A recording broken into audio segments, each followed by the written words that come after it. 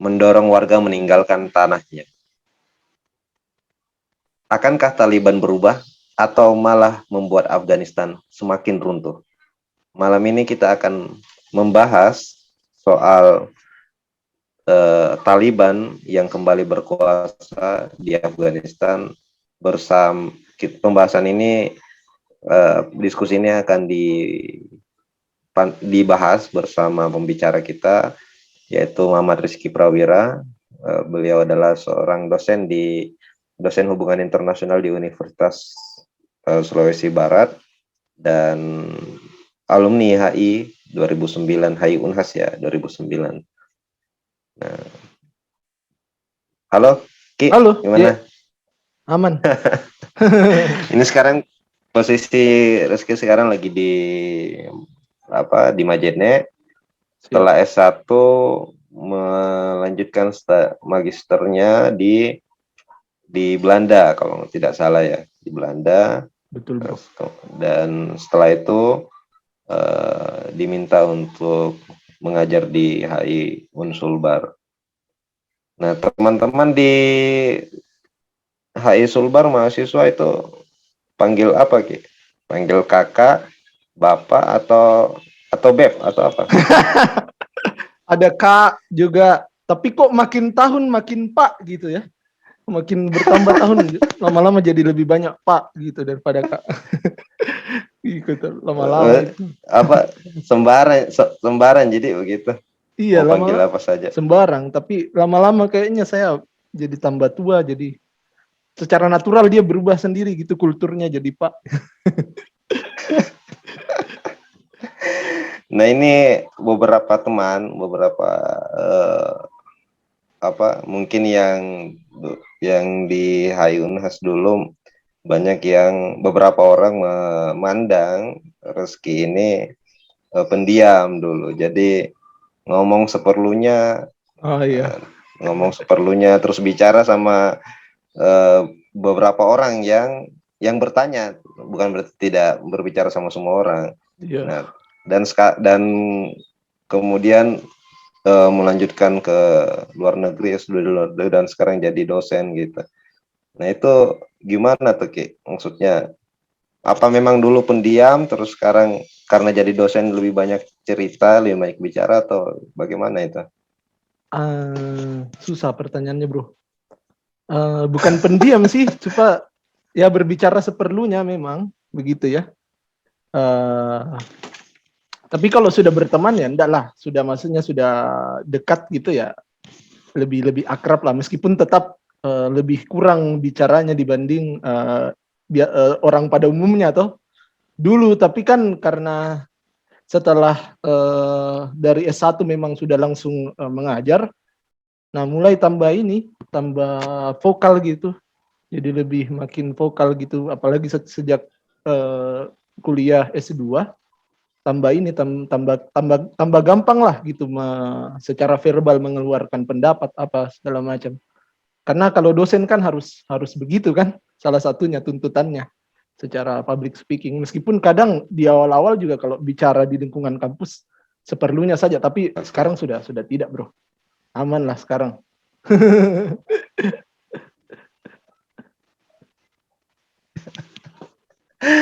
Ya, uh, luar biasa lah ya ini kawan Rizky ini. Nah, biasa, bro. Nah, sekarang belakangan bikin ini ya, bikin YouTube ya, YouTube yang bahas soal gosip HI begitu ya. Oh iya, thank you, Itu bro. kenapa itu? Oh iya, Bikin kenapa kayak bikin gitu. YouTube? Ini berasa di interview memang, mata ikin. Iya ya. Makasih, bro, sebelumnya sudah notice ya, YouTube saya. Jangan lupa di subscribe juga ya, jangan lupa dinonton ya, buat teman-teman. Pertamanya sebenarnya ini, bro,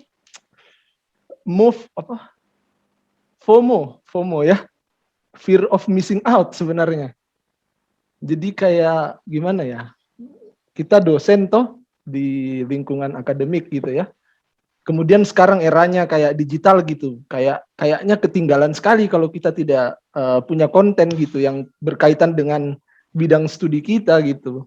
Sehingga ya saya bikinlah, sebenarnya sudah terlambat kalau menurutku itu, karena harusnya sebelum-sebelumnya sudah saya bikin. Jadi awalnya sebenarnya FOMO, fear of missing out, ketakutan kita tidak terlibat dalam apa ya, pergerakan kultur ke arah konten dan digitalisasi. Sebenarnya itu awalnya ya, tapi belakangan ternyata asik juga. Jadi saya teruskan saja. Banyak juga mahasiswa yang suka.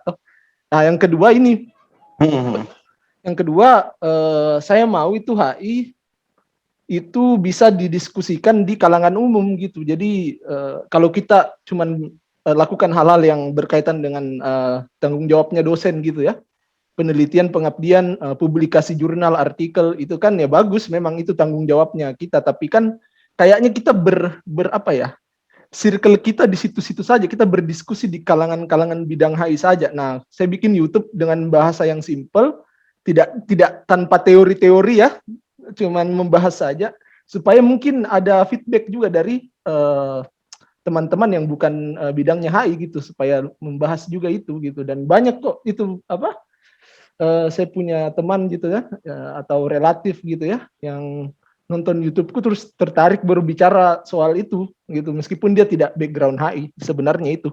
Jadi jangan di Menara Gading gitu HI kita jadi dosen gitu toh, terus apa, karena kita di HI jadi kita gaulnya sama anak-anak HI terus gitu. Jadi kalau bisa kita perkenalkan juga isu-isu HI itu ke orang yang backgroundnya non HI gitu. Kalau bisa disimplifikasi gitu, konteksnya, isunya disimplifikasi supaya orang juga tertarik toh, mau mendiskusikan juga, bergosip juga tentang HI. Kan orang semua bicara politik toh, bicara politik dalam negeri, misalkan pemilu, biar orang di pasar bicara soal pemilu, kan dia bicara politik gitu, dia bergosip soal pemilu, ini pemilu gini nih, Jokowi apa semua, kan dia bicara politik meskipun backgroundnya bukan ilmu politik. Nah, saya mau HI itu sedikit-sedikit bisa di apa ya, didiskusikan orang di tingkatan itu, di level yang luas gitu. Tapi itu kan orang harus yang lebih hebat lagi yang bisa menjalankan mengarah ke sana tuh. Bukan saya lah. Istilahnya membumikan HI lah ya. Ya begitu, salah satunya. FOMO tadi, FOMO sama itu. Ini menarik karena biasanya orang ketakutan itu malah menjauhi sesuatu atau justru tidak menyentuh sama sekali. Ini malah membuat apa ya, kayak perlawanan gitu. Nah, ini akan kita bahas teman-teman. Jadi bahwa persoalan di Taliban, persoalan di Afghanistan, atau mungkin di negara lain itu bukan berarti karena tidak terjadi di sini, artinya kita tidak berhak atau tidak mesti membicarakannya. Nah, ya, itu tadi betul. Yang kata Reski tadi, bahwa semua orang bisa membicarakan HI, dan jangan-jangan memang apa yang kita lakukan setiap hari ini erat kaitannya sama studi HI. Betul, nah, betul. Saya mau, sebelum masuk ke materi Reski tadi, Taliban ini kan dulu pernah berkuasa ya, sekitar akhir 90-an sampai 2001. Kemudian banyak kekerasan dan sebagainya. Sampai sekarang kembali berkuasa setelah Amerika pergi gitu. Nah, kalau dilihat itu kemenangan Taliban atau seperti apa? Kenapa dia bisa berkuasa lagi? Ya, kalau pertanyaannya Bro Iki, apakah kemenangan Taliban, di satu sisi bisa kita bilang kemenangannya dia, karena dia memanfaatkan momentum circumstance ya, atau situasi dalam negeri Afghanistan itu untuk mengartikulasikan atau mengexercise powernya dia gitu. Jadi dalam kondisi Afghanistan ini rentan ya, ditinggal pasukan Amerika Serikat, dia memanfaatkan apa ya, kayak momentum itu untuk segera mengambil alih gitu Afghanistan. Jadi di situasi sekarang bisa dibilang dia berada di atas angin, meskipun sekarang dia sudah mulai mendapat berbagai Taliban ini sudah mendapat berbagai tekanan dari dunia internasional gitu. Jadi nanti juga akan saya bahas di materi. Jadi dia ada momentum gitu, kerentanan dalam negerinya Afghanistan yang dia manfaatkan di situ, dia masuk, dia manfaatkan itu sehingga dia bisa take over gitu Afghanistan. Ya satu sisi dia menang di situ. Oke. Nah, untuk membahas bagaimana Taliban bisa di atas angin, kemudian nantinya apakah memang tetap di atas angin atau bahkan meletus nantinya, meletus perang atau Talibannya meletus atau seperti apa. Nah, kita kasih waktu untuk Kak dosen ini untuk cerita. Rizky Silakan saja, Ki, mungkin 7 menit lah ya. Wih, tidak cepat sekali ya? Ya, nanti diperdalam. Oh iya. Tunggu. Gimana caranya nih share screen? Bisa share screen. Oh ya. Oke, kelihatan ya di layar ininya. PowerPoint-nya. Oke, kelihatan ini ya. betul anak hai ini. Oke, terima kasih banyak Bro Iki. Jadi saya mulai ya. Assalamualaikum warahmatullahi wabarakatuh. Pertama-tama ini saya ingin mengatakan bahwa itu merasa terhormat ya bisa diundang sama teman-teman HI 2009 untuk bersama-sama membahas soal isu Afghanistan ya, bisa diberikan kesempatan untuk sharing. Nah, pertama saya bukan untuk menggurui di sini kan ini sharing saja gitu, dan saya tidak merasa juga punya pengetahuan yang lebih dari teman-teman semua yang luar biasa ya. Anak HI 2009 itu saya tahu kualifikasinya tinggi-tinggi ya, levelnya itu di atas lah gitu. Jadi bukan untuk menggurui tapi sekedar sharing saja, dan saya terhormat untuk diberikan kesempatan ini dan sangat bahagia juga bertemu kembali bersilaturahmi dengan teman-teman semua. Jadi ini kesempatan yang tentunya tidak akan saya sia-siakan. Jadi kita bicara singkat saja ya soal Taliban ya, karena ini isu yang hangat juga. Jadi nanti mungkin kalau ada kekurangan dari pembahasan saya bisa ditimpali, kalau ada kesalahan apa bisa dikoreksi ya, dan kita nanti bisa berdiskusi bersama ya soal ini. Oke ya, Taliban take over, what's next for Afghanistan ya. Jadi kita tahu itu ya. Kita mulai dengan membahas konteks yang terjadi dulu ya. Nah, jadi pada tanggal 16 Agustus 2021 itu Taliban mengambil alih Kabul ya dan masuk ke istana kepresidenan. Itu setelah Presiden Ashraf Ghani itu melarikan diri dari negara ini sehari sebelumnya gitu. Jadi istana negara itu sudah dikosongkan duluan. Nah, dia masuk 16 Agustus. Kemudian dia mendeklarasikan bahwa Taliban telah mengambil alih pemerintahan Afghanistan itu sejak 16 Agustus 2021. Nah, ini yang terjadi. Next. Nah, setelah dia menyatakan bahwa sekarang Afghanistan itu berada dalam kekuasaan kita ya, dia memberikan pernyataan-pernyataan yang cukup soft ya, unexpectedly ya, soft. Jadi dia bilang bahwa perang ini sudah berakhir, sekarang saya adalah menjadi pemimpin di Afghanistan. Kami pemimpin di Afghanistan, tapi kita akan menjaga perdamaian dan kita akan menghargai hak-hak perempuan. Nah, ini kan yang menjadi sorotan banyak pihak, bahwa dengan naiknya Taliban bisa jadi hak-hak perempuan itu akan makin didiskriminasi dan diberangus gitu. Dan sepertinya Taliban paham akan concern ini sehingga dia langsung memberikan pernyataan soal tersebut ya. Jadi cukup soft pernyataan yang mereka keluarkan ketika mengambil alih kepemimpinan atau pemerintahan di Afghanistan. Nah, tapi itu tidak merubah ya keadaan yang ada ya. Pernyataan-pernyataan yang soft itu, kenapa, Satki?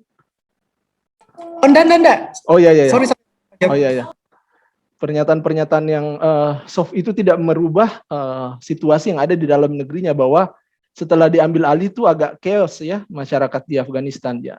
Many Afghan people are now desperately trying to leave the country to save their life. Jadi dia banyak masyarakat yang saat ini itu benar-benar ingin keluar dari negara itu ya, karena mereka merasa bahwa kalau mereka tetap di situ keselamatan jiwanya itu akan terancam gitu. Jadi meskipun Afghanistan menjanjikan bahwa dia akan mengakomodasi hak-hak rakyat di Taliban berjanji akan mengakomodasi rakyat di Afghanistan, tapi masyarakat ini tetap sangat takut ya, sehingga dia ingin keluar dari negara tersebut, dan takutnya sampai tidak rasional, sampai panik gitu, yang benar-benar panik sampai dia naik ke sayap-sayap pesawat. Nah itu kan sangat berbahaya ya. Dia menghindari nyawanya itu terancam dengan mengancam nyawanya.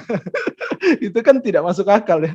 Menghindari nyawanya terancam dari Taliban dengan mengancam nyawanya, bahkan membunuh dirinya gitu. Itu menjadi gambaran bahwa kepanikan ini ada di tingkatan yang sangat tinggi gitu dari sisi masyarakat Afghanistan gitu ya.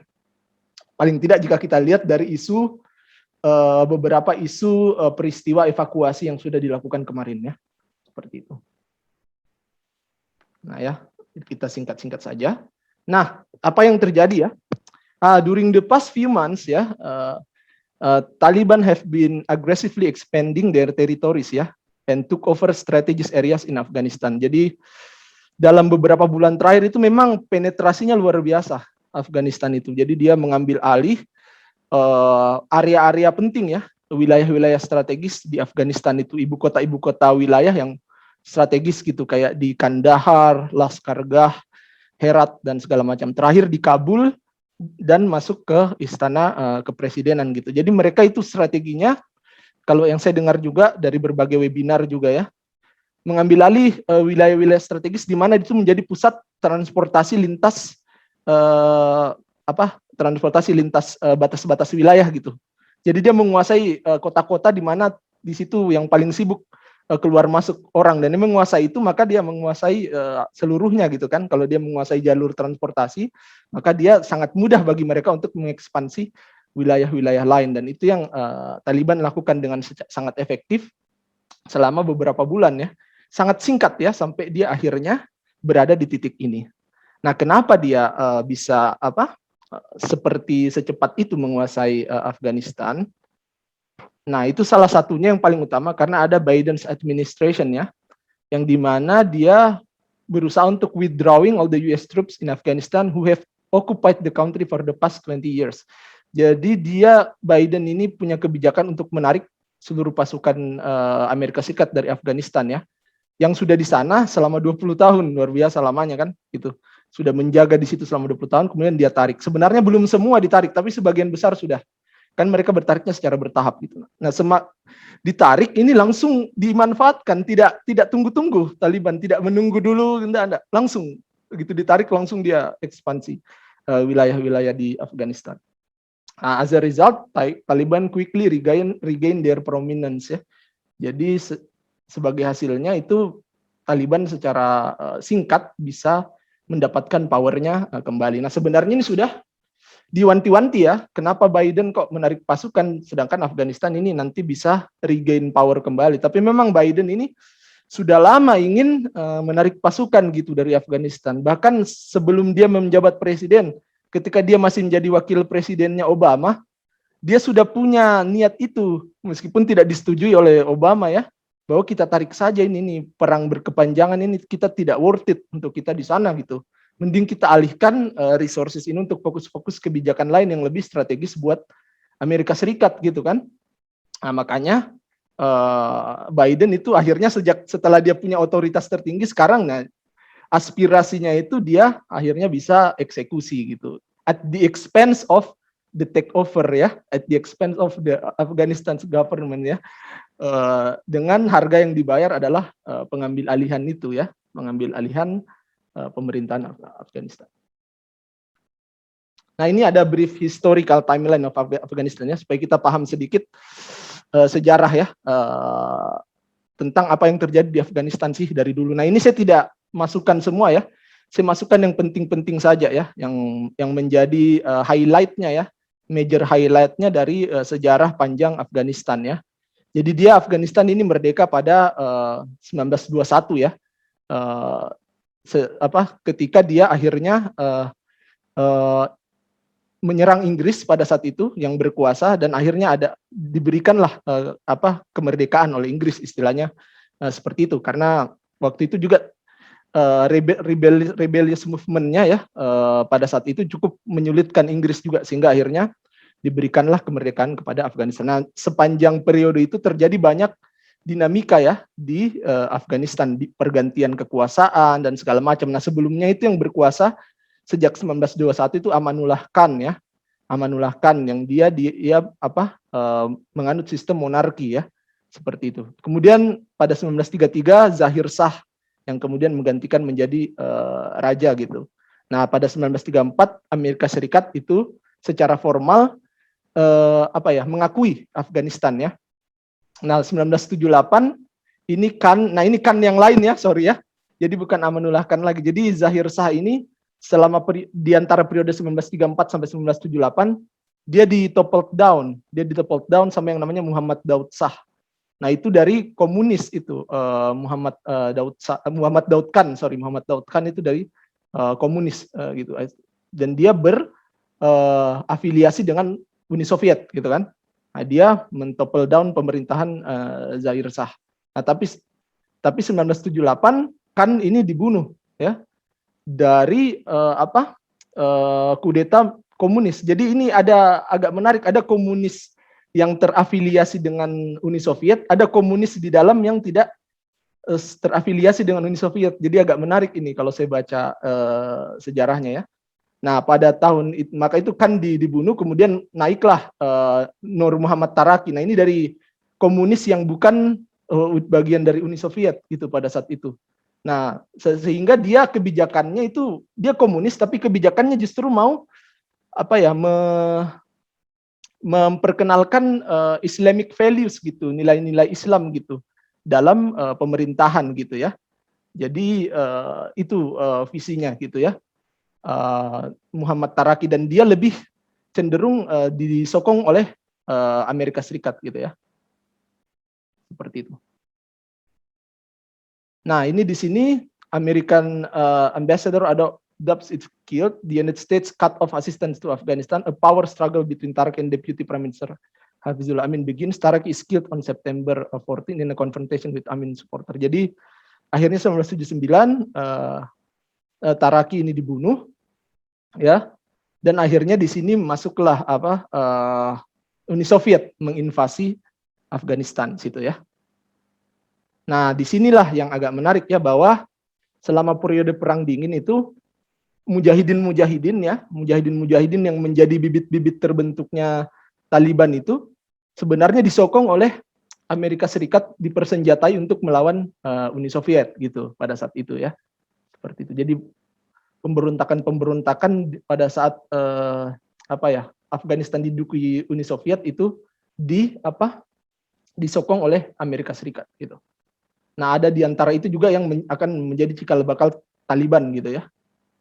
Nah, pada 1989, Pakistan, Afghanistan, and the Soviet Union signed peace accords in Geneva guaranteeing Afghan independence and the withdrawal of 100,000 Soviet troops. Jadi pada tahun 1989 itu sempat ada perjanjian damai ya antara Soviet Union, Pakistan, dan Afghanistan, bahwa mereka harus keluar dari situ ya dan memberikan kemerdekaan kepada Afghanistan gitu.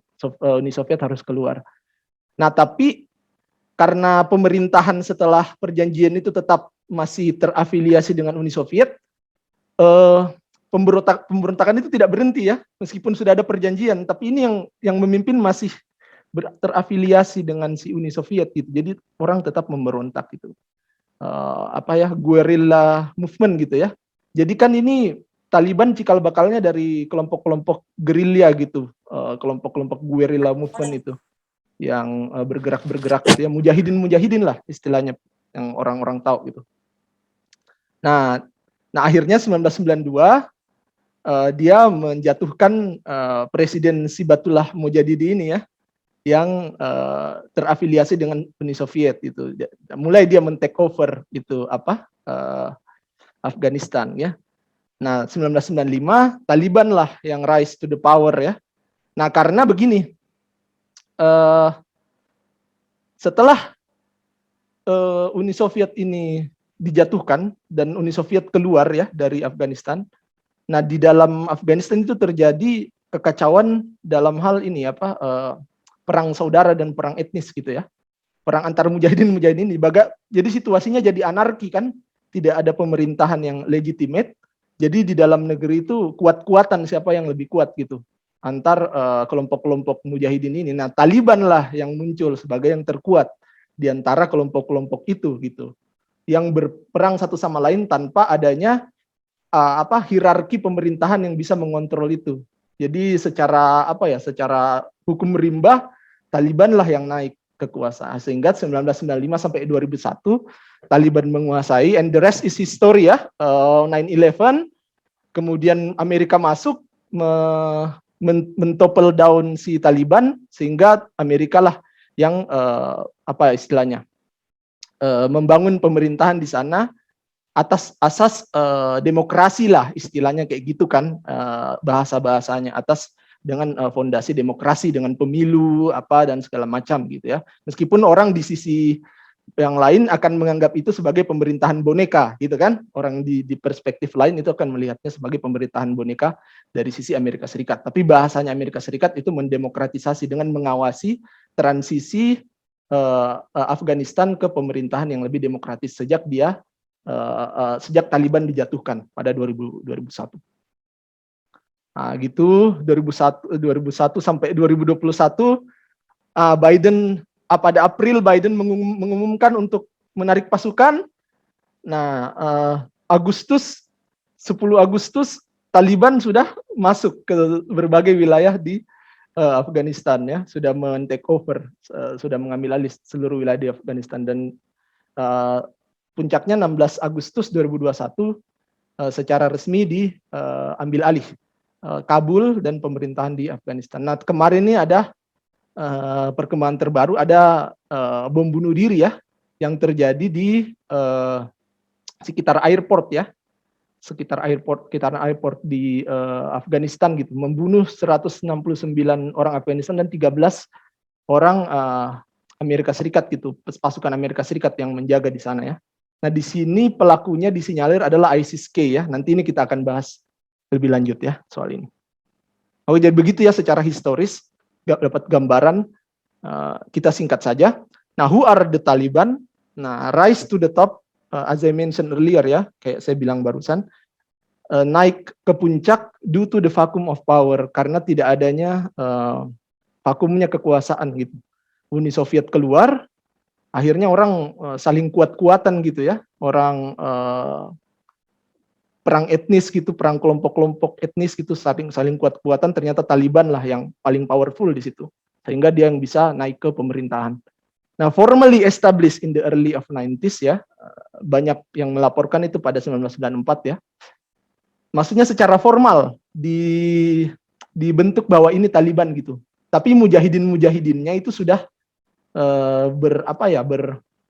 beroperasi sudah lama, sejak itu perang dingin kan, melawan Uni Soviet dan segala macam, pada saat dia masih disokong oleh Amerika Serikat gitu ya.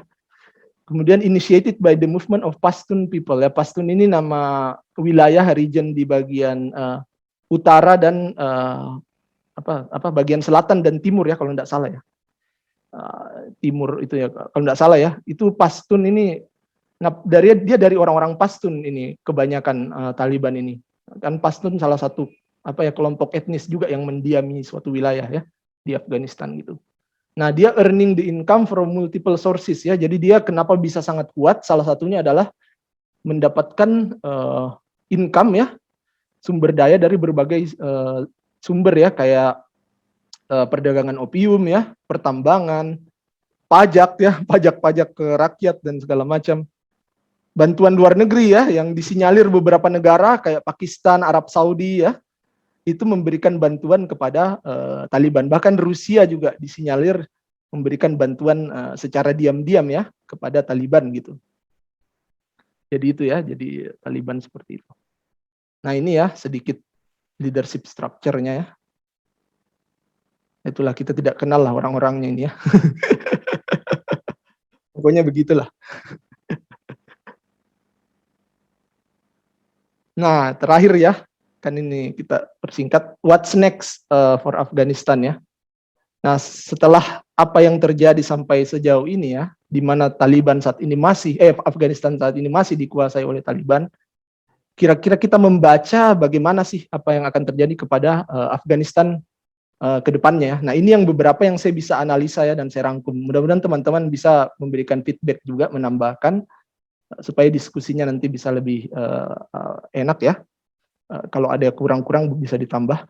Yang pertama, Afghanistan faces an arguably uncertain future ya. Jadi dia bisa dibilang menghadapi situasi masa depan yang tidak terprediksi gitu. Tidak jelas akan kemana ini Afghanistan ke depannya saat ini. Nah, kalau kita berkaca pada saat Afghanistan berkuasa pada tahun 1995 dan sampai 2001, nah itu berdasarkan ya laporan-laporan dari media konvensional atau media-media yang beredar secara luas ya. Kita tidak tahu di dalam negerinya seperti apa, tapi berdasarkan laporan-laporan berita-berita itu memang banyak sekali kekacauan, kelaparan pada saat itu ya, famine ya, kelaparan masyarakat Afghanistan apa pada saat Taliban menguasai di periode itu, gitu ya. Jadi apakah itu akan terulang? Nah ini masih uncertain ya sampai sekarang. Nah in the meantime di saat-saat sekarang ini, all the evacuation process will continue. Jadi evakuasi masyarakat yang ada di sana itu akan berlanjut ya, terutama karena banyak negara-negara besar atau negara-negara kuat ya, kayak Amerika Serikat, Inggris, itu siap untuk masuk ke Afghanistan untuk mengevakuasi pengungsi-pengungsi atau masyarakat Afghanistan keluar dari sana. Nah ini kan agak susah dilawan ya, NATO yang masuk meskipun tidak untuk langsung secara agresif menghajar Taliban, tapi mereka masuk untuk memboyong masyarakat di dalam itu keluar ya. Gitu. Nah ini agak sulit Taliban menghandle ini pesawat-pesawat Amerika Serikat yang masuk dan negara-negara Barat lain yang masuk untuk mengevakuasi orang. Jadi beberapa waktu ke depan saya melihat ini masih akan banyak evakuasi lagi ya. Nah, many people will still try to flee the country through any available channels ya. Jadi orang-orang akan mencari cara ya bagaimana keluar dari negara ini dengan mengandalkan ya channel-channel tertentu ya. Apakah dia ikut Amerika Serikat, apakah dia ikut Inggris gitu kan, dan lain-lain gitu. Itu mereka akan terus upayakan ya masyarakat di sana. Nah, Taliban now is trying to strengthen the control over their internal territory amidst all the interventions from the Western countries to accommodate evacuations. Nah ini ya, selama proses evakuasi ini yang jelas akan terus berlangsung karena digawangi oleh NATO ya, dan kawan-kawan kan powernya NATO lebih kuat jelas daripada powernya Taliban. Nah, Taliban akan berusaha sebisa mungkin untuk tetap mengontrol internalnya gitu ya, meminimalisir orang untuk keluar dari bordernya gitu. Jadi di tengah-tengah itu semua akan mencoba sebisa mungkin mereka untuk membatasi masyarakat ini jangan keluar semua, nanti masa cuma Taliban sendiri di Afghanistan kan, tidak lucu juga ya, gitu. Jangan keluar semua, jadi mereka akan coba berusaha sebisa mungkin mengontrol itu ya teritorinya. Nah ini juga menarik, Taliban will carry out diplomatic efforts with foreign powers ya. Jadi kan Taliban pada saat dia menyatakan itu setelah mengambil alih kekuasaan di Afghanistan, dia akan lebih soft gitu ya, menjaga perdamaian apa dan segala macam. Nah, selain itu dia akan mencoba menjalin hubungan-hubungan diplomatik dengan pihak-pihak strategis juga di dunia luar gitu. Karena tidak dipungkiri mereka butuh backup juga kan. Kalau cuman mereka gitu baru seluruh dunia memusuhi mereka tidak bisa juga. Mereka itu rasional juga ya. Jadi dia akan mencoba juga membangun komunikasi diplomatik bahkan dengan Amerika Serikat ya. Terakhir ada wacana Joe Biden akan bertemu dengan pihak Taliban gitu untuk membahas ini ya. Nah, Taliban will fight for legitimacy or international recognition to certain extent. Jadi pada batasan tertentu dia akan coba itu mendapatkan legitimasi dari dunia internasional bahwa kita ini kok bisa kok kita memimpin gitu, bisa kok kita menjalankan negara ini gitu, akui kami gitu ya. Tuh di batas tertentu dia akan mencoba mengupayakan pengakuan itu dari pihak-pihak yang mungkin dianggap bisa diajak untuk berdiplomasi gitu ya. Kita bisa kok menjalankan negara ini gitu ya. Nah, Afghan people especially women are still at risk ya, arguably ya. Masyarakat Afghanistan kalau kita lihat pemberitaan ya, kita tidak tahu itu pemberitaannya seberimbang apa ya. Tapi kalau yang kita lihat memang masih beresiko ini masyarakatnya ya. Karena perempuan ini masih are still at risk, terutama mungkin perempuan yang tidak terbiasa karena sudah selama 20 tahun ini relatif demokratis, tiba-tiba Taliban naik dengan Sharia law, dengan hukum Islam. Nah, memang Taliban bilang akan menghargai hak perempuan, tapi akan menghargai hak perempuan berdasarkan hukum Islam. Nah, ini kan 20 tahun ini Amerika Serikat berkuasa, banyak masyarakatnya yang belum pernah tahu Taliban itu kayak gimana kan.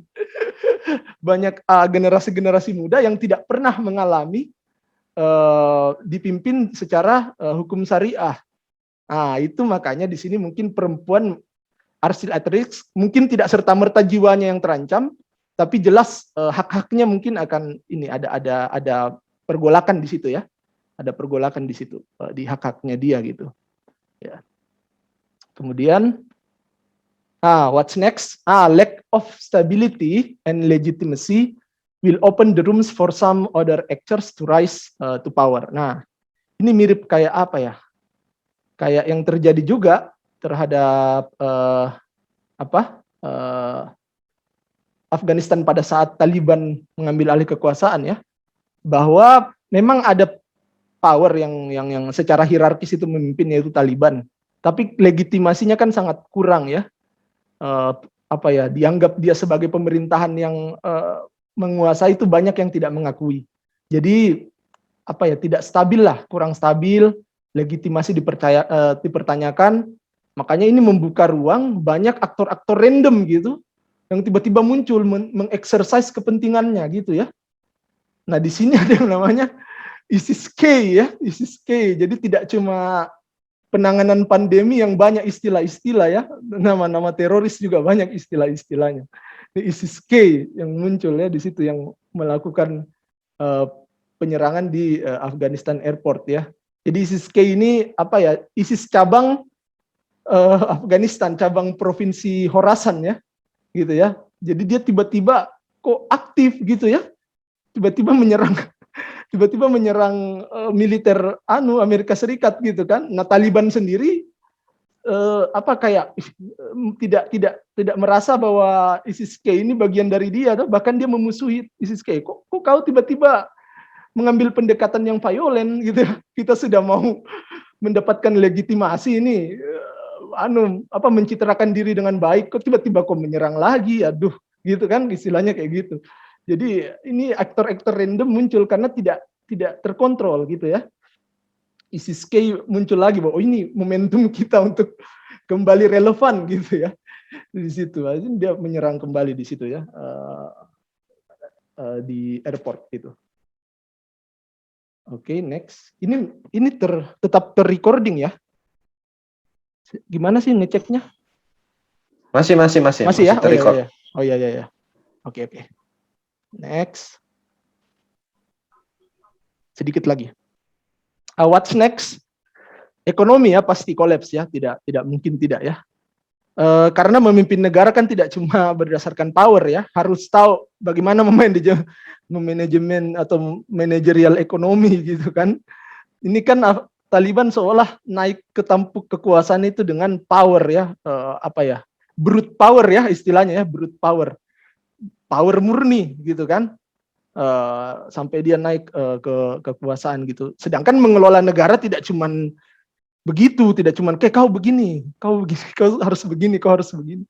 Ada menjaga lapangan kerja kayak gitu kan, ekonomi dan segala macam. Ini yang selalu dipertanyakan dari si pihak Afghanistan, karena yang terjadi di tahun 1995 sampai 2001 ya, berdasarkan laporan-laporan yang meluas beredar, bahwa memang masyarakat itu berada dalam kemiskinan ya, kelaparan, dan eksodus masyarakat Afghanistan keluar dari negara ini ya karena keberadaan Taliban itu sudah berlangsung lama ya, bukan hanya sejak Taliban menguasai kembali di Afghanistan. Jadi memang ekonomi agak kolaps, apalagi sekarang situasi politiknya tidak stabil ya. Jadi kesulitan Taliban untuk mengontrol ekonomi karena masyarakat tidak ada yang menerima, belum acceptance bahwa kehidupannya ke depannya akan dikontrol oleh Taliban, sehingga mereka tidak menjalankan aktivitas seperti biasa. Mereka justru mencari-cari cara untuk keluar dari negara tersebut. Itu kan menghambat perekonomian. Akhirnya ekonomi kolaps.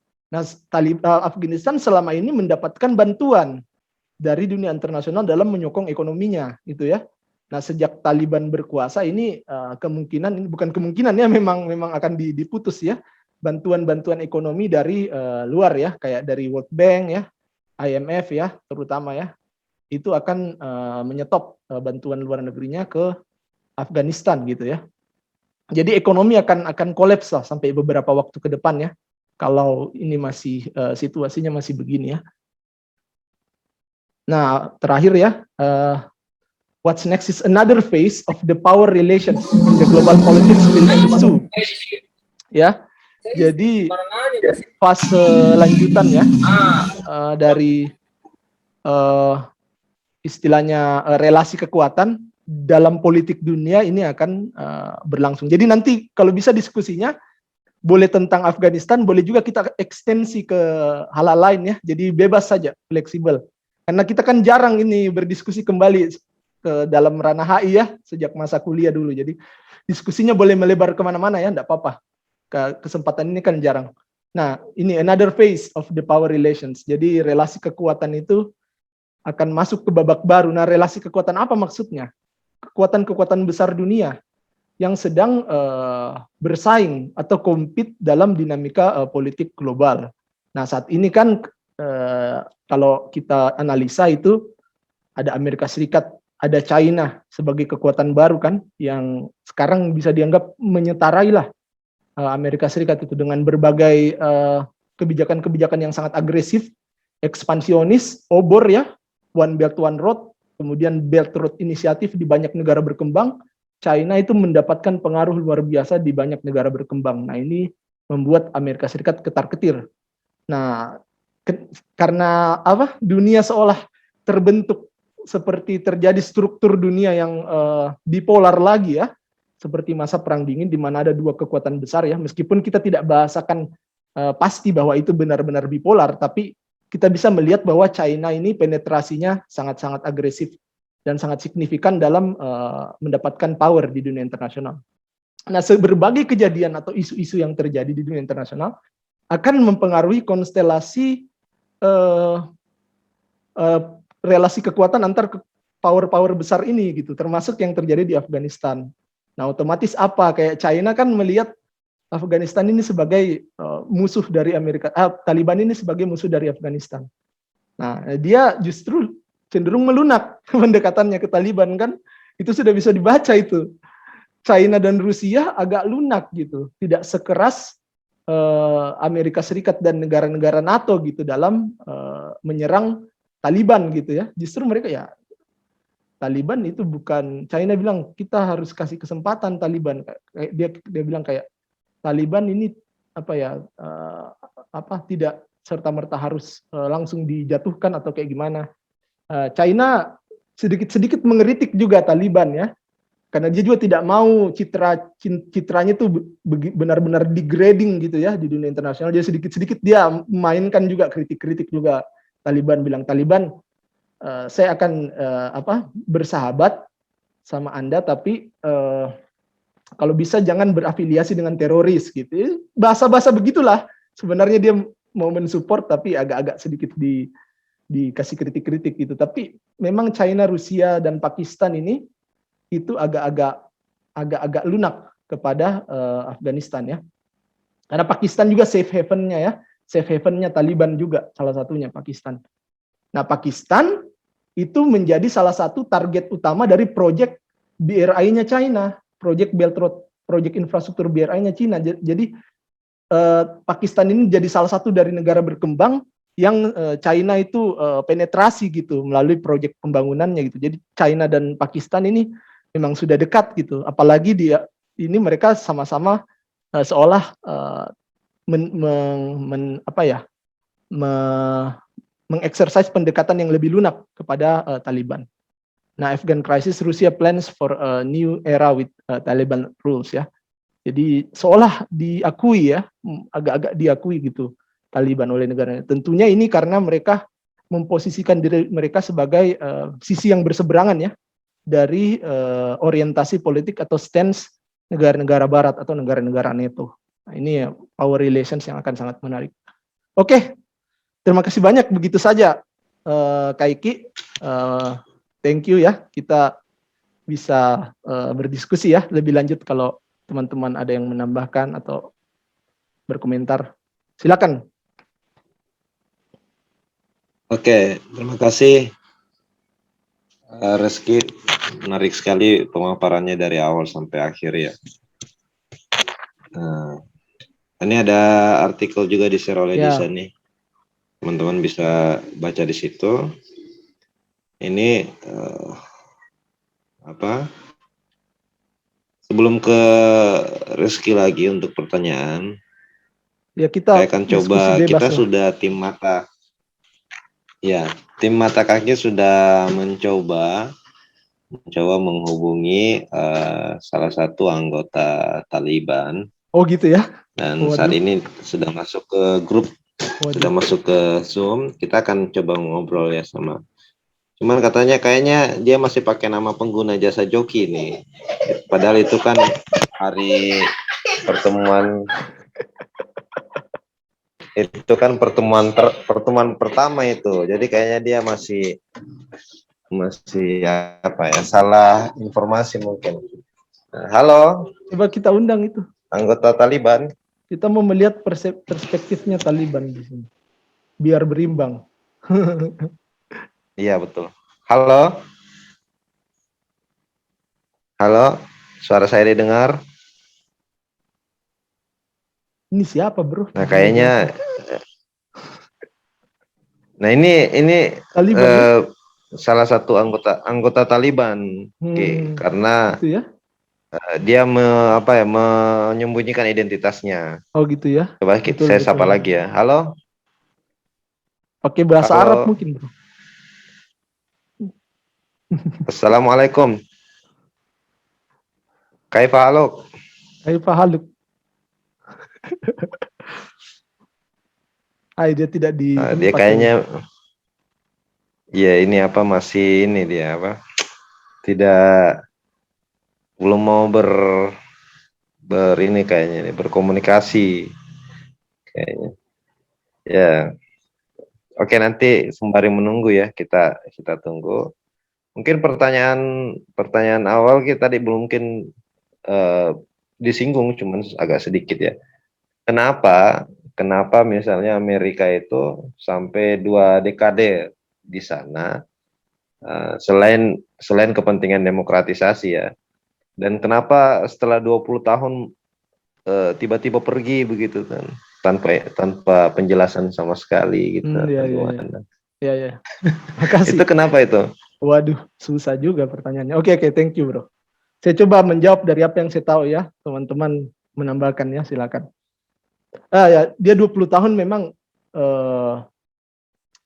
kepentingan itu tadi ya, kalau berdasarkan klaimnya mereka ya, transisi demokrasi dan segala macam. Dan mereka selama 20 tahun itu menganggap adalah proses transisi demokratisasi yang berjalan memang harus dilakukan dalam jangka waktu yang panjang gitu ya.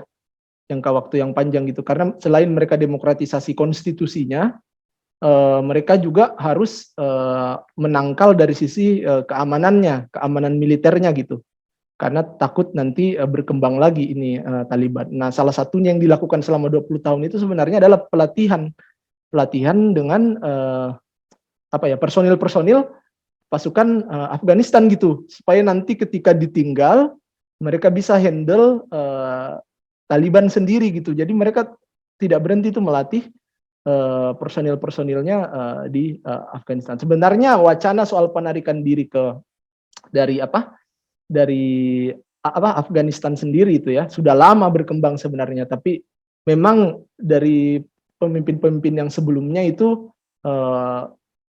banyak pertimbangannya sehingga memilih untuk tetap bertahan di sana, dari Obama ya, dari Trump dan segala macam, memilih untuk tetap di sana gitu, dengan alasan-alasan tertentu. Sebenarnya wacana soal penarikan diri itu di dalam negeri Amerika Serikat itu sering sekali dibahas ya. Kita tarik atau tidak? Ini sudah begitu panjang kita ke sana, worth it tidak kita tetap di sana gitu? Karena sebenarnya Amerika Serikat masuk di sana itu dipicu oleh awalnya kan 9/11 ya, 9/11 Al-Qaeda gitu ya. Disinyalir Osama bin Laden yang bersembunyi di Afghanistan. Nah, itu yang memicu Amerika Serikat awalnya masuk ke sana gitu. Nah, kan Osama bin Laden sudah dibunuh ya, powernya sudah tidak ada lagi gitu kan. Nah kok ngapain tetap di sana gitu kan? Itu menjadi pertanyaan banyak pihak juga, termasuk perdebatan yang seringkali dilakukan di dalam negeri Amerika Serikat gitu. Tapi ya itu lagi kalau kita lihat dari persepsi politik luar negeri Amerika Serikat dari pernyataan-pernyataan elit-elitnya ya, yaitu mereka masih combating terrorism ya, masih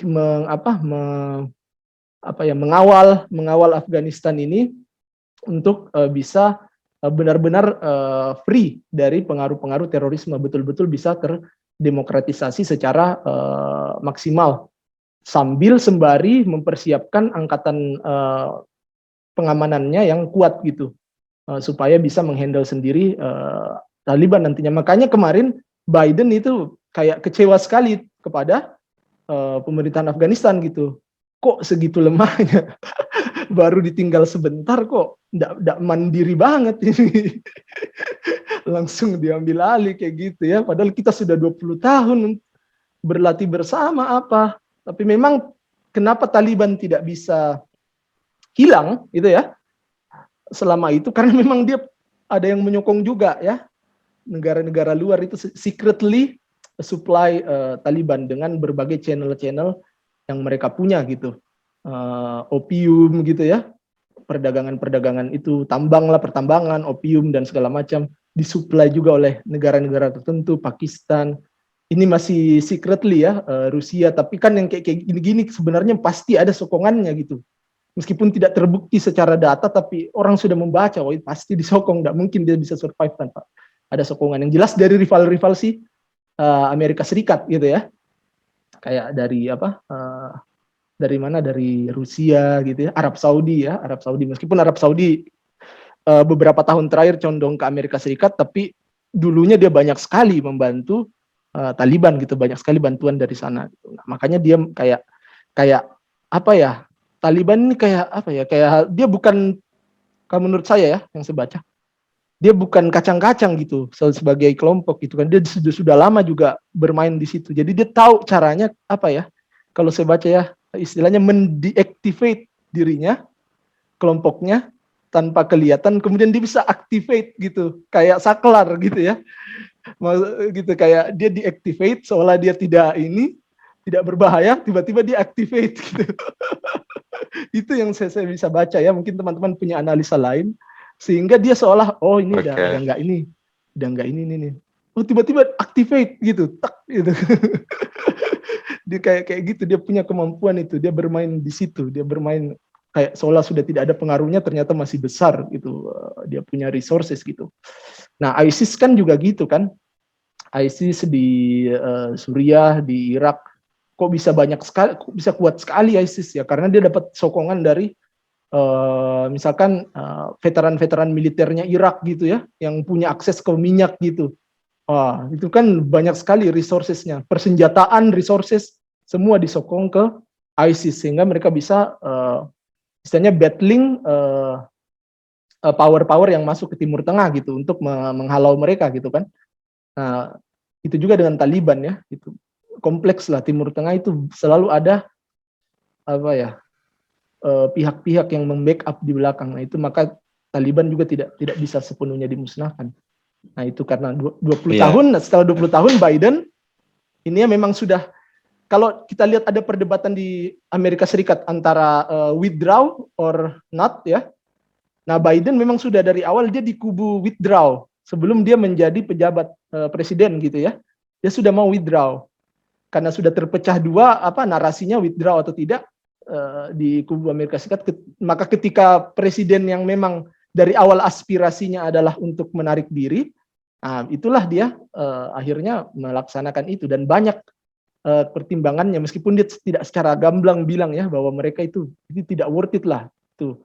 Kalaupun Taliban menguasai, itu tidak akan langsung berdampak kepada Amerika Serikat gitu. Kita tidak harus selalu urusi itu gitu. Kita ada fokus lain. Nah, yang saya baca dan ada beberapa artikel juga, sebenarnya mereka ingin menarik resourcesnya dari kayak dari Afghanistan, menangkal pengaruhnya China gitu kan. China kan di Laut Cina Selatan agresif banget ya. Nah, itu dia butuh resources itu untuk menangkal China. China kuat sekali sekarang kan. Nah, salah satunya itu karena Biden itu dengan NATO-nya memang sudah sudah menganggap Cina direct rival lah sekarang istilahnya. baik dari si percaturan ekonomi maupun politik ya, khususnya di laut Tiongkok Selatan itu ya, itu di dekat negara kita juga itu. Mereka resource itu dibutuhkan dialihkan ke sana. Thank you, Bang Iki.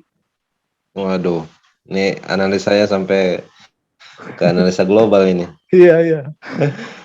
Teman-teman silakan kalau ada yang mau berpendapat atau bertanya Iya, atau bebas apapun. saja. Mau bercanda-bercanda. Mau request lagu juga boleh. Ya, Silakan. boleh. Kalau bisa kalau ngomong ini ya, videonya diaktifkan ya. Ayo, kalau ada yang mau komentar, kembali tim Mata Kaki masih mencoba menghubungi anggota Taliban tadi ya.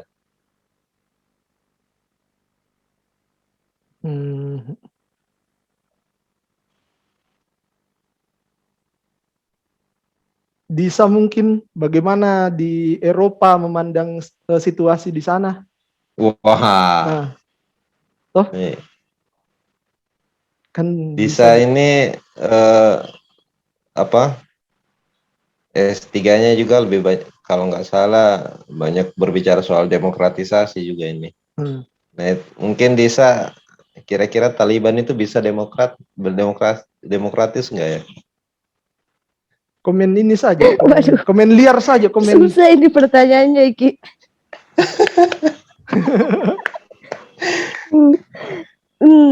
Nggak tahu, tapi apa ya, kalau yang tadi Rizky bilang dari di Eropa gimana? Dari tadi yang artikel yang kukirim juga itu kan kemarin itu aku baca.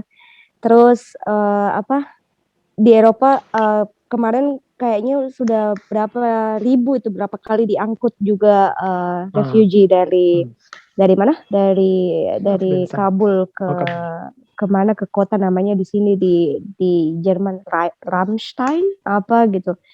Terus tapi ada apa ya? Ada pesimistik gitu kayaknya kalau buat tackling refugee lagi, untuk bawa refugee ke mana, dari Afgan ke Jerman.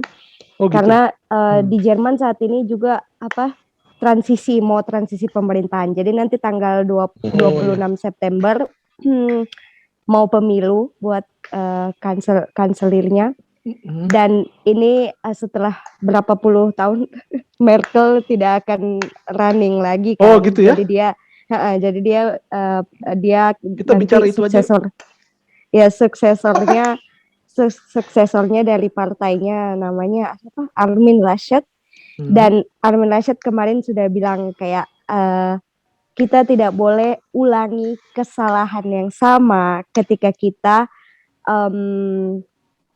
tangani kasus refugee dari Syrian War tahun 2015. Jadi kayak mungkin mereka dan terus berbicara tentang Jerman, tidak lepas juga berbicara tentang EU kan, European Union. Karena Jerman European Union, siapa si Emmanuel Macron juga sudah bilang kayak kita EU harus bikin join discussion gitu, atau join law kalau cuma segini buat terima orang refugee dari Afghanistan gitu. Jadi kayak I would rather say kayak pesimis di soal itu, kayak Jerman kayak karena ganti bukan Merkel kan. Kalau kita tahu Merkel kayak lain toh dia kemarin waktu Syrian crisis itu juga dia dikritisi, tapi I like Merkel for that ya. Jadi kayak begitu cuma berapa ribu itu yang diangkut, berapa yang ku tahu US sama Kanada yang bilang, yang kapasitasnya besar kan, yang bilang mau terima dari Kabul. Tapi mau Kak tanya Jito, maksudnya kayak ada temanku orang Afghanistan kan, waktu pertama kali itu saya lihat beritanya itu kan yang orang-orang pada desperate di mana di bandara yang sampai manjat-manjat. Terus kan nggak bisa Kak tidur tuh pikir itu. Luar Terus biasa. saya tanya temanku yang orang Afghanistan yang dia belajar juga dulu master di sini, tapi sekarang dia tinggal di Jerman. Tapi yang saya dapatkan responnya tuh kayak lain gitu, kayak dia bilang malah kayak enggak, of course gitu kata dia, of course di media akan beritakan hal-hal yang dramatis gitu kata dia. But the transition, dia bilang the transition the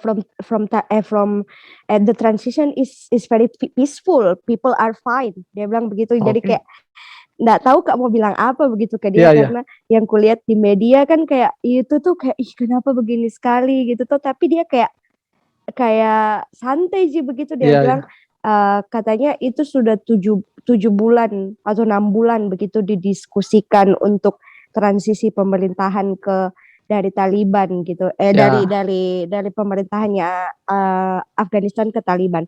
Terus dia bilang juga kalau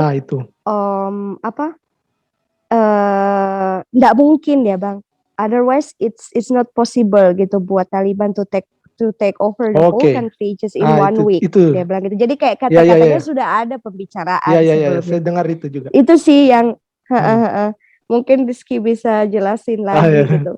So I mixed feeling Kak waktu saya baca itu, bilang nggak tahu ini yang mana yang benar gitu. Oke, thank you. Tapi ya, thank you Dis. Sebenarnya ini Disa ini benar-benar ini pecinta HI ya. Iya. Ada isu HI sampai susah tidur. Bisa saja masih bukan nggak bisa Kak tidur lihat itu orang kayak ikut dong, kenapa kasihan yang kayak nggak bisa Kak. Jadi bayangkan gitu. Tidak mengherankan kalau Disa itu salah satu dari anak HI yang yang menjadi awal-awal PhD gitu ya. Karena itu tadi karena itu tadi isu HI dipikirkan sampai susah tidur. Astaga, kita belum ada PhD. Iya, ini makanya kalau Disa menjadi PhD pertama atau bersamaan ini nanti kan di HI 09. Saya pribadi dan saya pikir teman-teman juga tidak ragu, karena itu tadi perhatiannya terhadap isu HI itu tidak diragukan lagi gitu. Luar biasa. Lanjut Ki, gimana tuh pendapat Disa? Bagus sekali tadi Disa bilang ya. Sebelum kita bahas soal Merkel ya, saya juga mau cuap-cuap sedikit ya. Iya, saya dengar itu juga. Sorry, saya lupa taruh di slide ya, bahwa salah satu spekulasi yang berkembang adalah kenapa bisa secepat itu? Apakah pemerintahan Afghanistan sama Taliban ini ada deal sebelumnya gitu, bahwa ya memang sudah deal, Taliban masuk transisi masuk sebagai pemerintah di Afghanistan gitu. Nah, itu berarti kalau begitu, kalau seperti itu berarti yang diprank Amerika Serikat kan gitu ya. Kayak gitu ya. Tapi itu menarik bahwa memang ada perspektif seperti itu. Meskipun belum terbukti secara gamblang ya, karena memang Taliban sama pemerintahan Afghanistan itu berapa kali bertemu tapi tidak sering ya. Berapa kali dia didapati gitu bersama di foto-foto gitu ya, ada mereka bersama-sama gitu, tapi jarang gitu. Biasanya mereka berdebat, bertengkar gitu ya, bahkan saling serang dan segala macam. Tapi itu tadi kalau orang kritis melihatnya kenapa bisa secepat itu, selain dari keluarnya pasukan Amerika Serikat, bisa jadi ada hal lain di belakang yang belum bisa dibuktikan ya, karena pemberitaan mungkin juga tidak seimbang atau terkait bahwa apa yang terjadi sebenarnya di dalam itu. Kita kan mau mencari tahu sebenarnya apa yang terjadi gitu. Kita mau yang ke sana langsung gitu kan, mencari tahu soal itu. Apakah memang sudah ada deal sebelumnya dari sisi pihak Afghanistan dan Taliban ya. Tapi sampai sekarang karena belum terbukti, jadi yang berkembang di media itu menjadi narasi utama gitu ya. Jadi narasi yang secara luas di dunia internasional itu dipakai gitu ya, bahwa Taliban men-take over Afghanistan. Apalagi Presiden Ghani tidak menyangkal itu bahwa bersepakat sama Taliban ya. Jelas dia menyangkal tuh. Tidak. Nanti kami akan masuk lagi ke sana untuk mengambil alih kembali gitu kok Presiden Ghani bilang ya. Gitu. Nah, soal Jerman itu menarik, bisa bilang tadi, oh Merkel berarti sudah tidak ini lagi. Sudah tidak running lagi tadi. Dan Merkel itu kebijakannya sangat friendly ya kepada refugees. Dan Merkel juga menjadi salah satu tokoh paling berpengaruh di EU kan, di Uni Eropa. Jadi kalau dia tidak running lagi, dan kayak kata Disa tadi, calon-calon penggantinya itu seolah memberikan pernyataan bahwa ya kebijakan soal refugee ini mungkin akan kita diskusikan lagi gitu, akan kita tinjau gitu ya. Berarti bahwa kemungkinan penerimaan pengungsi di Jerman itu tidak akan seperti pada masa Merkel menjabat di sana gitu. Nah, salah satu yang paling banyak menerima pengungsi kan Merkel gitu ya, Jerman gitu selama ini kan. Merkel kayak lebih humanis gitu kebijakannya. Meskipun kayak yang lain itu tidak suka ya kebijakan itu, kayak Prancis, Itali itu dia tidak suka kebijakan-kebijakan seperti itu. Nah, kalau Jerman sudah mulai ikut-ikut arahnya Prancis ya, itu bisa menjadi sinyal ya bahwa tidak akan se-welcome itu nantinya Jerman kepada pengungsi-pengungsi, termasuk pengungsi dari Afghanistan. Karena memang yang di berita-berita itu yang paling intensif ya dalam menampung pengungsi di periode pengambil alihan kekuasaan Afghanistan oleh Taliban ini adalah Inggris, Kanada, dan Amerika Serikat itu, kayak bisa bilang tadi. Menarik juga itu, Merkel sebegitu ininya. Merkel pernah jadi ini ya, apa perempuan paling berpengaruh apa ya, kayak gitu-gitu ya di dunia ya, bisa ya. Iya, kayaknya salah satu pemimpin perempuan paling berpengaruh. Iya, dia paling All the berpengaruh. time gitu, Nomor nggak tahu. satu. Iya, nomor satu dia. Iya. Oke, Iya. thank you. Tanggal Disa. 26 September. Apa itu Nggak pergantian? lagi. Oh gitu di. Baru Disa. Iya, Disa ininya electionnya. Disa sukanya Merkel ya selama ini. Nggak tonji, tapi nggak tonji. maksudku ya. Ada nggak kebijakan? Maksudku saya kan Kenapa? Halo, baru Dis? Pak ini maksudnya apa? Setelah berapa tahun baru Pak juga amati toh politik di sini gitu. Oh gitu. Jadi kayak ya itu. Jadi saya tidak punya perbandingan karena tidak pernah Pak di pemerintahan yang lain begitu toh. Jadi kayak ya sudah. Maksudnya ada nanti ini dia calon kanselnya. Jadi dari partainya Merkel itu laki-laki, terus ada dari partai satunya yang kedua yang terkuat juga laki-laki, terus dari The Green itu perempuan kan. Terus jadi kayak tapi enggak terlalu ini Kak sama kebijakannya, sama kampanyenya, karena mungkin enggak bisa Kak relate sama energi politiknya negara maju begitu, jadi kayak enggak kebayang Pak gitu. Jadi for me kayak Merkel was okay gitu, dan yang dia lakukan di administrasinya lakukan selama ini di corona gitu kayak not that bad gitu. Jadi kayak but she will not run again. So ya sudah pasti ya dia tidak run lah. Iya, move on mi orang. Merkel itu salah satu pemimpin negara yang sukses, boleh dibilang sukses mengendalikan COVID. Ya. Yang selain yang New Zealand ya. Ya. New Zealand yang perempuan juga itu. Ardern. Nah, jadi memang ada ini kecenderungan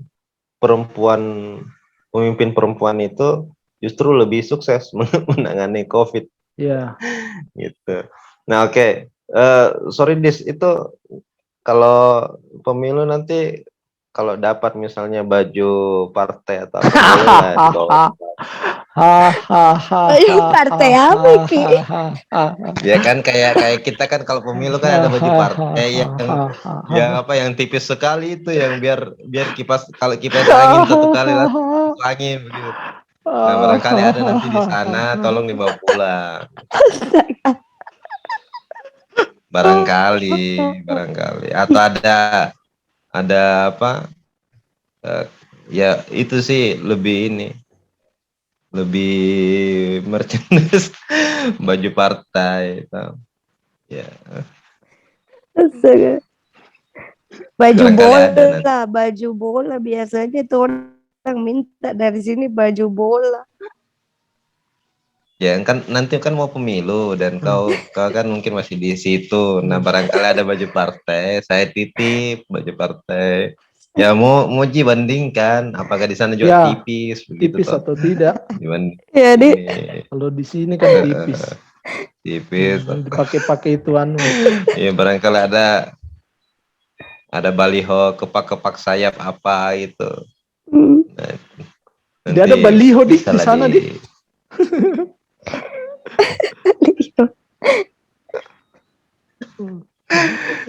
tapi nanti benar kini bisa jadi satu pembahasan ini. Nah, Ki, Iya, ini apa dengan banyaknya warga yang keluar dari Afghanistan itu kan menunjukkan boleh dibilang pesimis ya tadi ya kata di saya pesimis dengan kalau Taliban berkuasa begitu. Nah, sementara di satu sisi Taliban kan bilang bahwa dia akan lebih moderat, kemudian iya. memberikan kesempatan untuk perempuan bekerja dan sebagainya gitu. Nah, kalau menurut Reski ini apa bagaimana ini? Apakah memang bakalan berubah atau seperti apa nanti ini? Mungkin ini terakhir sebelum kita tutup. Silakan. Ya. Sebenarnya saya mau teman-teman yang lain komentar. Terserah. Nah, sebelum saya jawab Iki ya, komentar apa random saja tentang HI, mungkin apa yang dia apa di kepalanya HI sekarang tuh, mungkin teman-teman yang tidak berkecimpung lagi di HI saat ini yang dia lihat sekarang itu apa. Itu tadi pertama. Nah, kalau Iki tadi bilang kenapa? Halo? Ada yang mau komentar? Nah kalau tadi kitanya bagaimana ke depannya Taliban ya, kita apa ya, sulit ya memprediksi ya, uncertain itu. Bagaimana Taliban itu ke depannya, apakah dia akan bagus, akan baik-baik saja? Karena referensi yang kita punya terkait kepemimpinan Taliban itu pada 1995 sampai 2001 itu, yang dimana di situ banyak problematika juga. Tapi Afghanistan toh tidak hancur juga kan pada saat itu kan, ada argumentasi begitu juga bahwa mereka berjalan juga meskipun kacau gitu kan. Nah jadi untuk saat ini di tengah gejolak politik yang ada saat ini yang belum mereda ya, sangat sulit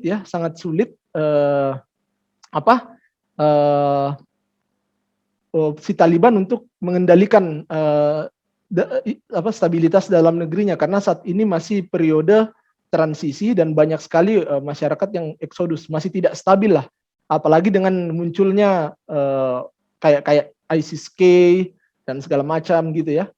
Nah yang mereka butuhkan itu legitimasi tadi dan pengakuan. Kalau sudah mulai dia diakui, nah itu nanti dia akan lebih tenang gitu, tidak diganggu lagi dari pihak luar gitu kan.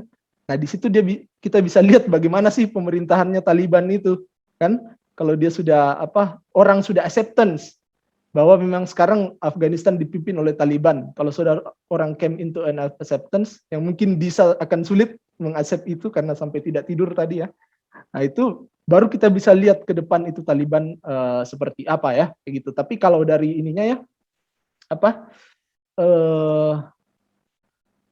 hukumnya dia menggunakan under Sharia law. Jadi bagaimana itu Sharia law dimodifikasi ke arah yang lebih moderat, kayak yang dilakukan Arab Saudi, mungkin apakah akan arahnya ke sana kayak gimana kita bisa belum baca gitu. Jelas dia mungkin tidak mengambil demokrasi liberalnya Amerika ya. Nah, dia butuh untuk dia tetap stay in power gitu kan. Kalau dia pemilu, bisa jadi yang selanjutnya bukan Taliban kan yang akan memimpin gitu. Jadi mereka akan berusaha, mungkin tidak akan demokrasi liberal, mungkin dengan Syariah law sebagaimana dia bilang, mereka akan mencoba untuk stay in power. Nah, apakah itu bagus atau tidak untuk negaranya? Nah, kita mesti lihat lihat dulu ya ke depannya seperti apa gitu. Mungkin ada teman-teman sedikit berkomentar dulu yang lain apa kek soal HI dulu. Saya maunya gitu. Satkar Bisa kah siapa? Nah, Random aja. silakan Nggak usah tentang ada Afghanistan. Kak Faiz mau Faiz. ada Kak Ya, oke. ada Kak Faiz nih mau komentar nih. Silakan Ya, Faiz. Assalamualaikum warahmatullahi wabarakatuh. Kamera dinyalakan Waalaikumsalam. dong. Waalaikumsalam. Lagi nggak pakai baju kayak gitu. Apa saya bilang ini? Halo bro. Terima kasih untuk kesempatannya. Halo juga Pak dosen, sukses selalu, sehat terus. Halo, jelas di suaraku? Jelas. Lanjut. Halo. Lanjut Jelas bro. di suaraku? Jelas. Ya, oke. Ada pertanyaanku sedikit ini. Mungkin pertanyaanku agak receh tentang ini. Tidak ada receh bro masalah. pertanyaan. Karena banyak yang tanya Kak, bagaimana sebenarnya ini, apalagi kok alumni HI. Tapi kan saya lama misalnya tidak pelajari juga ikut anunya HI. Nah, ada dua pertanyaanku. Yang pertama adalah bagaimana sih sebenarnya ini organisasi OKI memandang ini masalah. Ya. Itu Oke. yang pertama. Oke, thank you. Artinya apakah ada penyelesaian atau bagaimana? Nah, terus yang kedua, dari segi politik luar negeri Indonesia, bagaimana seharusnya Indonesia bersikap tentang ini kasus antara Afghanistan dan Taliban? Maksudku saya butuh referensinya teman-teman supaya ada juga tuh karena lama sekali saya juga tidak ikuti anunya HI. Iya. Oke, itu mungkin saja. Terima kasih. Masih ada mungkin sebelum langsung ke Rizky. Ada komentar apa saja random gitu tentang HI, siapa saja? Maksudku kita menjawab masalah bisa mungkin PhD candidate. Kenapa bro? Bisa juga mungkin yang lain juga ada apa. Saya maksudku butuh aja referensi ini. Iya. Terima kasih. Luar biasa. Amazing. Tadi Sarki komen apa? Ya enggak apa-apa, Ji. Justru kita di sini untuk saling memahami. Gitu. Iya. Kan HI, saya maunya HI. Selamat malam. Oh, siapa itu? Siapa ini? Coba, Ada kasih. pengguna jasa joki deh. Ya, kasih. Silakan. Kasih komentar.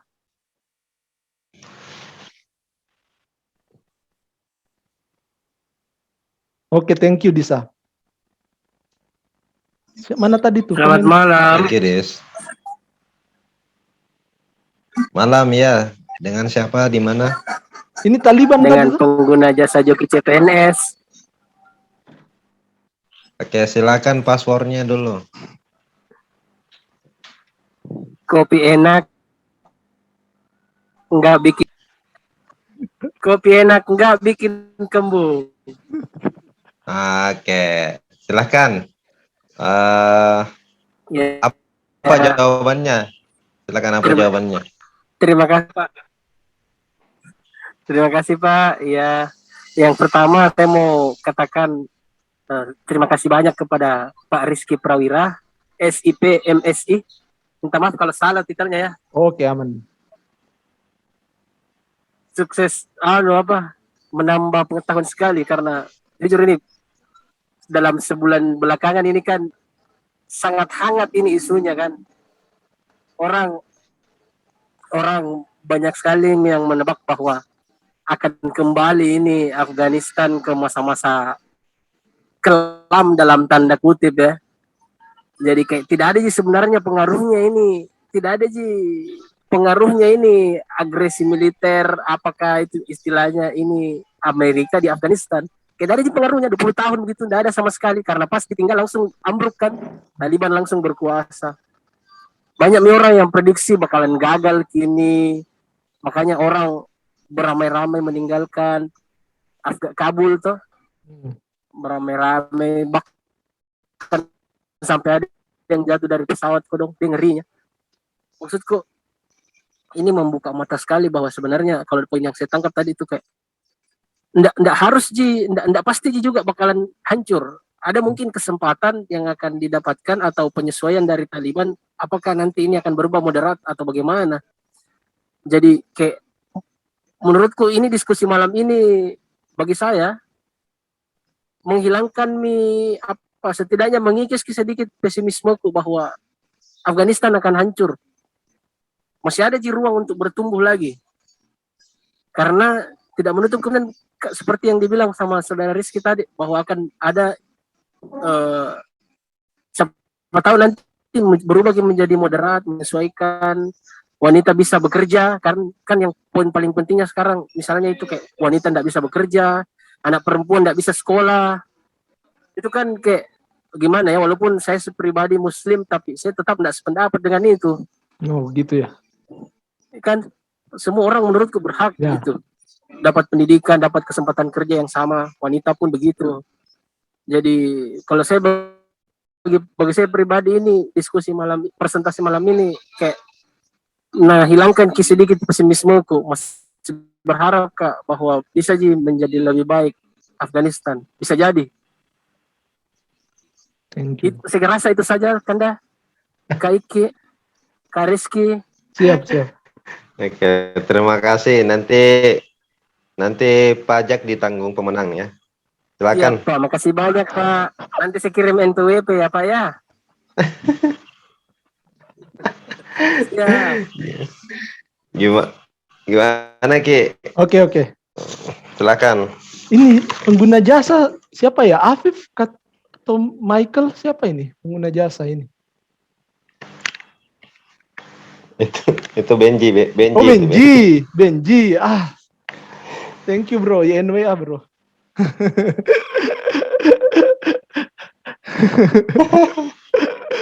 YNWA ya. Oke, Faiz dulu ya. Oki katanya ya. Bagaimana sih perannya? Mantap, you'll never walk alone. Asik, mantap.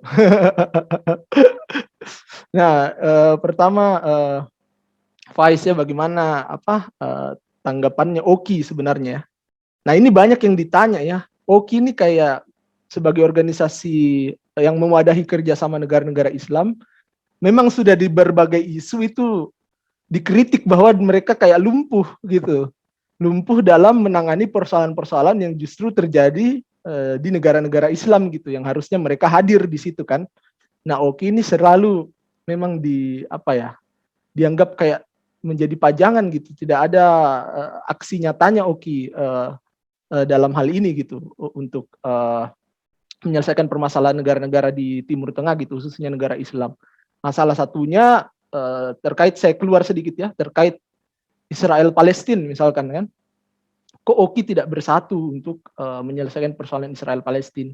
Nah, karena negara-negara Arab sendiri itu tidak bersatu, negara-negara Islam itu punya orientasi stance yang berbeda-beda dengan kepentingan masing-masing dan punya relasi atau afiliasi dengan kekuatan-kekuatan besar yang juga berbeda-beda gitu.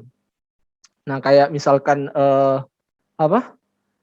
Israel misalkan ya, kenapa Oki tidak menyerang Israel gitu, tidak mensangsi Israel gitu, karena karena Israel sudah memenangkan dukungan dari beberapa negara Oki gitu, kayak Uni Emirat Arab, Bahrain gitu ya, dan lain-lain gitu.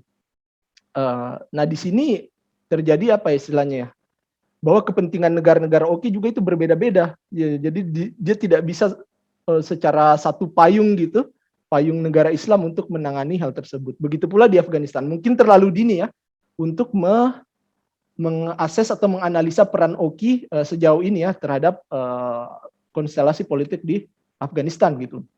Nah, tapi di sini ya kalau kita melihat kecenderungannya Oki yang memang dari dulu tidak pernah kompak, tidak pernah solid dalam menyelesaikan masalah negara-negara Islam. Nah, kita lihat bagaimana ini nanti ke depannya ya. Nah, kalau Oki sendiri kan beberapa negara Teluk itu sudah mendekat ke Israel gitu ya, mendekat ke Amerika Serikat. Nah, apakah Amerika Serikat akan memanfaatkan relasi dia dengan Uni Emirat Arab dan Bahrain untuk membantu penyelesaian di Kabul gitu ya, membantu penyelesaian di Afghanistan. Nah, sampai sekarang itu belum kelihatan juga menggunakan instrumen Oki, belum. Jadi Amerika Serikat kalau saya lihat sejauh ini lebih langsung dia saja yang masuk dengan NATO gitu untuk menyelesaikan permasalahan yang ada di Afghanistan gitu. Jadi Oki ini memang sudah lama dikritisi gitu perannya dalam berbagai isu-isu yang ada gitu. Kayak dia jarang menjadi aktor yang berpengaruh dalam penyelesaian konflik atau isu-isu di negara-negara Islam. Jadi itulah setiap ada isu lagi orang pertanyakan mana Oki. Nah, sampai sekarang belum ada peran yang kita bisa tangkap dari kejadian di Afghanistan gitu. Nah, tapi kalau kita lihat trennya ya, bisa jadi Amerika Serikat memanfaatkan itu aliansi Israel, Bahrain, Uni Emirat Arab itu untuk masuk ke Kabul juga ya, Afghanistan dan segala macam. Tapi sampai sekarang belum ada ke sana. Kemudian politik luar negeri Indonesia ya. Nah, ini kan kalau di era Jokowi itu kan kemarin sempat ini kan ya, dia menjalin hubungan ya, menjalin komunikasi dengan Kabul ya, presiden kita pergi ke sana gitu, menjalin hubungan diplomatik. Nah itu pada masa Amerika Serikat masih mengelola di situ ya, masih pasukan Amerika Serikat masih ada di situ. Nah sekarang situasinya status quo gitu ya, baik dari sisi Indonesia juga status quo. Membaca dulu ini arahnya kemana ya, karena Indonesia kan banyak masalahnya juga, COVID dan segala macam ya. Nah, ini menjadi salah satu masalah juga yang Indonesia harus secara hati-hati bersikap. Nah kalau permasalahan-permasalahan internasional, orientasi stance-nya Indonesia yang saya tangkap memang selalu berusaha untuk non-blok. Makanya dia dekat ke Cina. Di Amerika Serikat juga diambil vaksinnya Amerika Serikat, belakangan tuh Moderna diambil juga Sinovac, terakhir diambil juga Moderna. Tapi kalau buat saya sih China yang masih lebih kuat pengaruhnya untuk sekarang di Indonesia ya, menurut saya, analisa saya gitu. Nah mereka kan berusaha seperti itu juga, memberikan pendekatan yang lebih soft, tidak terlalu agresif dan seperti apa. Dia agak agresif secara verbal ya untuk isu Palestina gitu, tapi secara verbal karena tidak ada powernya secara ngomong gitu, mengecam Israel segala macam gitu ya. Kalau Taliban ini belum kelihatan secara gamblang ini dia arahnya kemana ya gitu. Tapi ya nantilah kita lihat ke depannya. Kalau yang relasi yang sebelumnya itu dengan pemerintah Afghanistan, Pak Jokowi dengan pemerintah Afghanistan ya, Ashraf Ghani ya. Nah sekarang kan bukan Ashraf Ghani gitu kan, jadi dia harus menjajaki kembali bagaimana bersikap terhadap Taliban. Di samping Taliban juga belum punya relasi diplomatik dengan negara-negara lain saat ini ya. Dia masih berusaha menjalin hubungan diplomatik dengan kayak negara-negara yang musuhnya Amerika ya, kayak China, Rusia ya, untuk mendapatkan pengakuan ya, sedikit pengakuan atau legitimasi gitu ke arah sana gitu. Jadi ya kita lihatlah di Indonesia ini kayak gimana pengaruhnya gitu. Sampai sekarang masih status quo. Benji ya, semoga Liverpool menang hari ini ya lawan Chelsea ya. Oke, gitu saja ya. Enggak ada.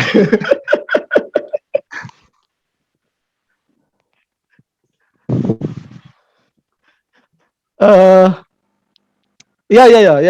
Banyak juga yang berpendapat bahwa kenapa tidak diberikan kesempatan Taliban gitu. Termasuk China bilang begitu ya, meskipun tentunya itu tidak bebas nilai. Ada kepentingan power relations dengan Amerika Serikat sehingga dia seolah cenderung lunak dengan siapa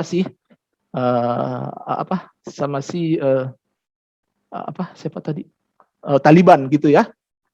Dan banyak juga berpendapat kayak kok kenapa tidak diberikan kesempatan dulu, siapa tahu benar-benar bisa moderat gitu ya terhadap masyarakat di Afghanistan. Meskipun ya kembali lagi ditegaskan ini Taliban itu kemungkinan besar tidak akan menjalankan demokrasi liberal. Nah, kemungkinan besar dia stick to Sharia law, Islamic law. Tapi dia bilang Islamic law-nya akan memenuhi hak-hak perempuan. Itu yang dia bilang. Nah itu konsep seperti apa itu kita belum tahu itu. Sharia law yang menghargai hak-hak perempuan. Nah itu mungkin kita harus lihat dulu bagaimana Taliban menjalankan itu ya. terhadap masyarakat di Afghanistan. Bagaimana itu Islamic law yang moderat gitu? Ya gimana itu? Saya masih agak-agak bingung juga konsepnya kayak gitu. Syariah law tapi moderat gitu ya. Mungkin kayak Arab Saudi mungkin ya. Ya kita lihatlah bagaimana arahnya si Taliban ini, bahwa narasi-narasi yang berkembang terkait pemberian kesempatan Taliban untuk memerintah, untuk dilihat apakah memang sedestruktif itu atau tidak, bahwa narasi-narasi itu memang ada juga sebagai narasi pembanding dari orang-orang atau pihak-pihak yang ingin segera Taliban ini ditopple down gitu. Kalau pertanyaannya Faiz tadi, apakah ada teman-teman yang ini ya? Saya lupa lagi cari yang punya atau pernah baca pernyataan terakhirnya Kemenlu ya terkait Afghanistan ya. Saya lupa, aduh harusnya saya baca juga ya. Biasanya saya baca itu tentang Palestina. Bagaimana di pernyataan resminya, karena belum ada keluar kayaknya pernyataan resminya. Artinya kan setidaknya saya punya referensi lah dari pendapat teman-teman. Apalagi kan Pak dosen ini ya mendalami sekali menjadi dosen HI. Semoga ada bayangan lah. Ya. Apalagi siapa tahu nanti ke depan ada yang ajak sharing, kan setidaknya ada bahan untuk itu. Ya, yang bisa. Thank you, Ki. Siap, bro. Di mana sekarang Faiz, bro? Faiz di mana sekarang, bro? Nrekang ya? Oke, mantap. Dia bagus ini, pemuda yang membangun kembali daerahnya. Ini, Mas Bro ini. Luar biasa. Siapa tahu Unsulbar mau bikin cabang di Nrekang enggak masalah. Asik sekali. Kita sudah punya. Nanti namanya bukan Unsulbar lagi dong. Maksudnya kelas tapi bisa loh itu. Oke. Oke, lanjut. Menarik. Bisa lah nanti kita bikin satu sesi diskusi soal itu ya. Bayu ini mau komentar enggak? Bayu coba. Saya nyimak saja, Kak. Coba ada sini ya.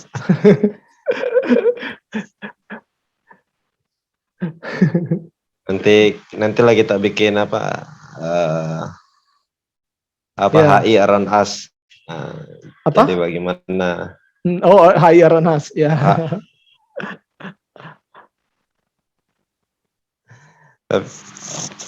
Tapi menarik nih, saya terus terang kagum nih Ki sama Reski nih. Masa. Ya, sepakat ya Sarki sama Faiz ya. Sangat sepakat. Masa sih. Sepakat sekali, keren. Ya artinya ya ini salah satu tujuannya Mata Kaki. Jadi kita tidak hanya berbagi pengetahuan tapi berbagi inspirasi gitu. Nah, yang Rizky dulunya kita lebih banyak ngobrol tapi soal YNWA misalnya. Nah, sekarang ternyata kita banyak tahu soal HI dari Rizky Prawira. Saya pikir itu ya untuk malam ini kita sudah lebih dari 2 jam. Thank you. Terima kasih banyak. Terima kasih banyak. Hostnya juga luar biasa. Terima kasih banyak Rizky.